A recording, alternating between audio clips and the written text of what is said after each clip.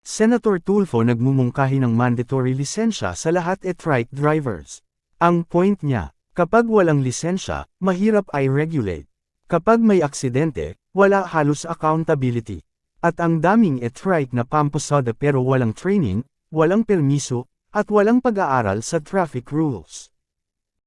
Paano mo sila tikitan? Samantalang ang mga tricycle, motorsiklo, kotse, pag na-violate, matitikitan ka. Diba? May kalalagyan ka. Ito sila, ito mga e-trikes na nakita ako. Wala nga silang rota. Basta bigla silang tatawid, kanan, kaliwa, kakat. Because wala silang driver's license. So, hindi nila alam yung mga traffic rules and regulations. So for me, siguro, it's about time na sila ay obligahin na magkaroon ng driver's license. Once na lumabas sila sa, ito mga e-trikes I'm talking about, lumabas sila ng mga subdivision. Paghatid sundo sa mga eskwelahan, no problem with me. Pero maybe, obligahin na rin sila kahit na for private use na mag-register sa LTO o kumuha man ng driver's license. Yung driver's license na specialized lang para sa kanila.